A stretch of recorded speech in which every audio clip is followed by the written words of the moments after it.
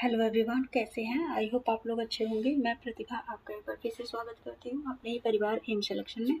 हम लोग यहाँ पे आज डिस्कस करने वाले हैं जो आईसीटी के मॉक टेस्ट हैं यानी कि एमसीक्यूज, इनके बारे में डिस्कस करने वाले हैं। ये किसको टारगेट है? जून 2026 को हम लोग यहाँ पे टारगेट करके चल रहे हैं। आईसीटी का जो यहाँ पे जैसे ही आपका मॉक टेस्ट खत्म हो जाएगा, वैसे ही हम यहाँ पर टीचिंग का क्लासेस और प्लस PYQ साथ में सॉल्व करना स्टार्ट कर देंगे, जिससे जो आपकी लेटेस्ट टाइम एक तो बचेगा आपका, और यहाँ पर ज़्यादा से ज़्यादा हम सॉल्व कर सकेंगे। तो चलिए, आज आपका यहाँ पर पार्ट 2 स्टार्ट हो गया है। 20 क्वेश्चंस हमने ऑलरेडी पार्ट 1 में 20 क्वेश्चंस आपको अपलोड करके रखे हुए हैं, तो आप लोग जाकर प्रीवियस में देख लीजिए कि मैंने वहाँ पे ऑलरेडी अपलोड कर रखा है।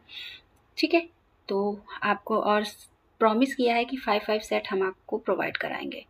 तो चलिए, बिना टाइम वेस्ट किए हुए हम लोग यहाँ पर स्टार्ट करते हैं अपनी क्लासेस को।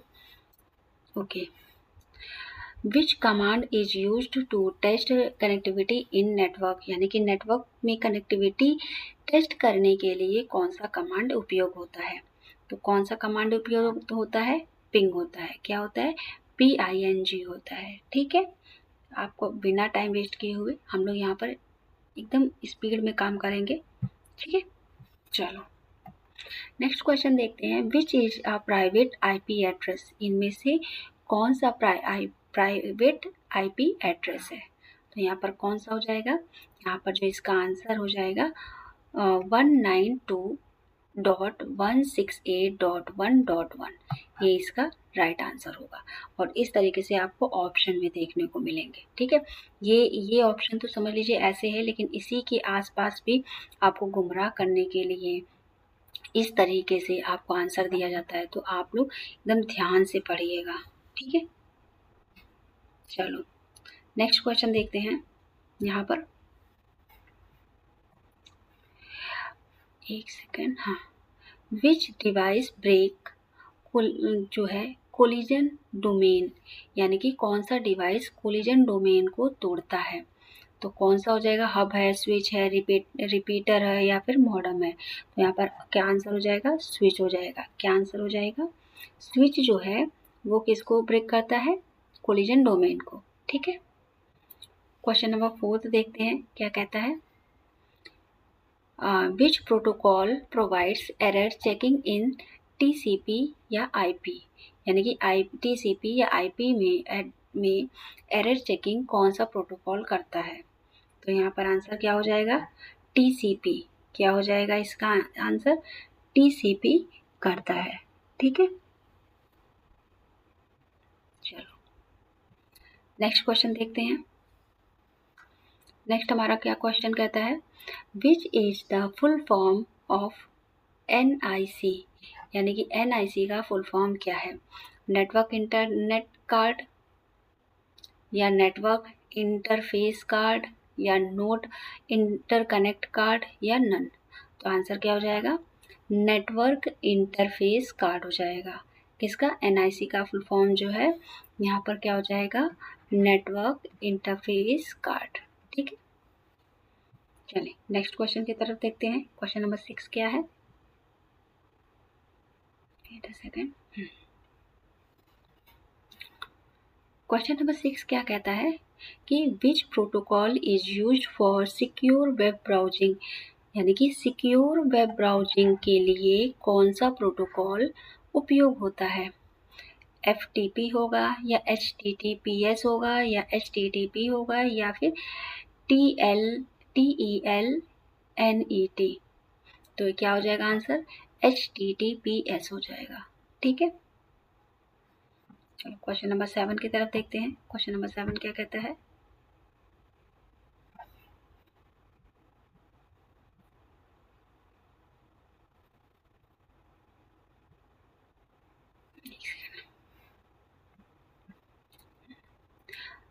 Which of these is not a routing protocol? जो रूटिंग प्रोटोकॉल है वो इनमें से कौन सा है? OSPF, या फिर RIP, या फिर BGP, या फिर ARP? तो आंसर क्या हो जाएगा इसका? रूटिंग प्रोटोकॉल पूछ रहा है, इनमें से नहीं है, तो इसमें से जो आपका आंसर हो जाएगा ARP। ठीक है, ARP क्या है? प्रोटोकॉल नहीं है। पिछली बार आप लोगों ने मुझे कमेंट करके नहीं बताया था कि आप लोगों को एक्सप्लेनेशन भी चाहिए कि नहीं चाहिए, तो इसीलिए मैंने एक्सप्लेनेशन नहीं रखे हैं। आप लोग जब मुझे कमेंट करके बताएंगे तभी मैं एक्सप्लेनेशन रखूँगी। ठीक है, तो यहाँ पे चलिए देखते हैं। इन OSI transport layer PDU is called, यानी कि OSI में ट्रांसपोर्ट लेयर PDU को क्या कहते हैं? तो यहाँ पर क्या कहते हैं कि फ्रेम हो गया या सेगमेंट हो गया या पैकेट हो गया या फिर बिट। तो यहाँ पर क्या आंसर हो जाएगा? यहाँ पर आंसर हो जाएगा सेगमेंट कहते हैं। ठीक है, चलो फिर देखते हैं क्वेश्चन नंबर 9 अपना। क्वेश्चन नंबर 9 क्या है? Which of the following is a layer 7 protocol, यानी कि इनमें से कौन सा 7 लेयर प्रोटोकॉल है? FTP, IP, TCP या फिर ICMP। तो यहाँ पर आंसर क्या हो जाएगा? FTP। क्या है? FTP जो है यहाँ पर 7 लेयर प्रोटोकॉल है। ठीक है, क्वेश्चन नंबर 10 की तरफ देखते हैं। क्वेश्चन नंबर 10 क्या कहता है? चलो, ऑडियो वीडियो क्लियर है? एक सेकंड, हाँ जी क्लियर है। एक मिनट देख लो। हाँ, which transmission media use light signal, यानी कि कौन सा ट्रांसमिशन मीडिया लाइट सिग्नल का उपयोग करता है? तो यहाँ पर आपको बताना है कौन सा करता है। तो क्या हो जाएगा यहाँ पर? ऑप्टिकल फाइबर करता है। क्या करता है? ऑप्टिकल फाइबर जो है ये ट्रांसमिशन मीडिया यूज करता है सिग्नल, लाइट सिग्नल के लिए। ठीक है, चलो क्वेश्चन नंबर 11 क्या कहता है देखते हैं। Which is true about RAM, यानी कि रैम के बारे में क्या सही है? इट्स अ परमानेंट, क्या ये परमानेंट मेमोरी है? या it's a faster than CPU। ठीक है, या फिर यहाँ पर it's is use to store programs temporarily, या फिर ऑप्शन डी क्या हो जाएगा? It's is read only. तो यहाँ पर आंसर क्या हो जाएगा? आंसर जो आपको आ जाएगा answer C, it is use to store program temporarily. ठीक है, रैम रोम मैंने आपको पढ़ा रखा है ना, तो आप लोग वहाँ पे जाके चेक करिए। सेकंड हम देखते हैं यहाँ पर क्या है। Question number 12, DDR stand for, यानी कि DDR का पूरा नाम क्या है? Direct dynamic RAM, double data rate, या फिर डायनामिक डुअल रैम, या फिर डेटा डायरेक्शन रैम। तो आंसर क्या हो जाएगा? आंसर जो आपका हो जाएगा यहाँ पर डी, डबल डेटा रेट, इसका फुल फॉर्म है। ठीक है, चलो नेक्स्ट क्वेश्चन देखते हैं। Question number 13, which RAM is mostly use in desktop computers, यानी कि डेस्कटॉप कंप्यूटर में सामान्यतः कौन सी रैम का उपयोग होती है? तो यहाँ पर S रैम हो गई, D रैम हो गई, रोम हो गई, या EP रोम हो गई। तो आंसर क्या हो जाएगा यहाँ पर आंसर जो हो जाएगा D रैम यूज की जाती है। ठीक है, क्वेश्चन 14 देखते हैं। Which of this is non volatile memory, तो यहाँ पे नॉन वायलेट मेमोरी बताना है, इनमें से कौन गैर अस्थायी मेमोरी है? तो यहाँ पर क्या आ जाएगा? रैम, कैशे, या फिर रोम, या फिर रजिस्टर्ड। तो क्या हो जाएगा यहाँ पे? रोम। ठीक है,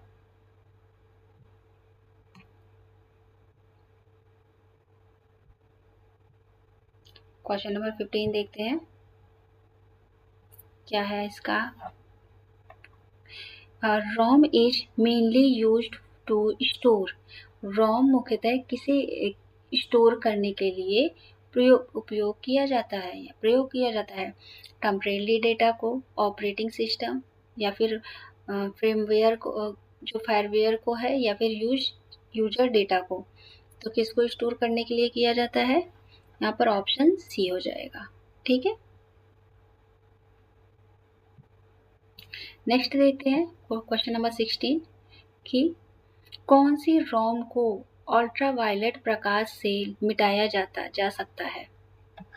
ठीक है, पी रोम, ई रोम, पी रोम, या फिर पी रोम, या फिर मार्क्स रोम।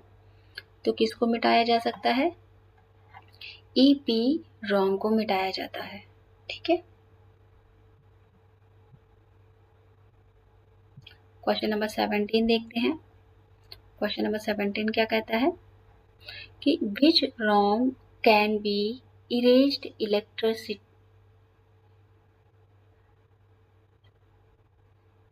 यानी कि इलेक्ट्रिकली मिटाया जा सकता है। तो किसे मिटाया जा सकता है? यहाँ पे कौन सी रोम है?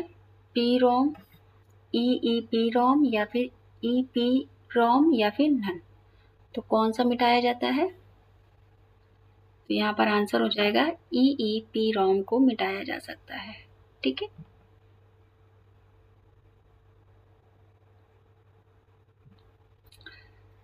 क्वेश्चन नंबर 18 देखते हैं।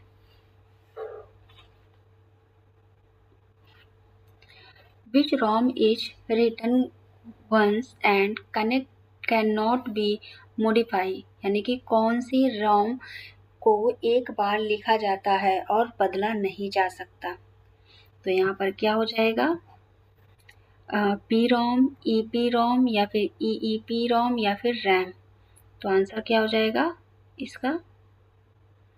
पी रोम हो जाएगा। ठीक है,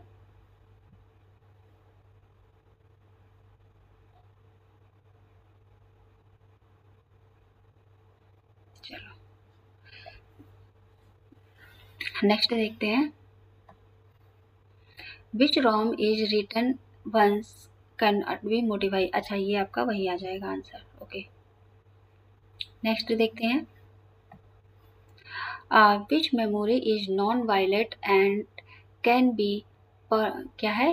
रीप्रोग्रामेड, यानी कि कौन सी मेमोरी नॉन वायलेट होती है जो और जिसे रीप्रोग्राम किया जा सकता है? तो यहाँ पे रैम, रोम, फ्लैश, या कैशे हो जाएगी। तो यहाँ पर क्या हो जाएगा आपका? ये जो है आपका आंसर हो जाएगा सी। ठीक है, यहाँ पर फ्लैश मेमोरी की बात हो रही है। ठीक है, फिर देखते हैं क्वेश्चन नंबर 20, आज का जो लास्ट क्वेश्चन है। यहाँ पर इसका आंसर आप लोग देंगे। In the OSI model which layer is responsible for encryption, यानी कि क्या है? OSI मॉडल में इनक्रप्शन किस लेयर में होता है? ये एप्लीकेशन हो गया, या फिर ट्रांसपोर्ट हो गया, प्रेजेंटेशन हो गया, या सेशन हो गया। ये आपका क्या है? होमवर्क है। क्या है? एक सेकंड,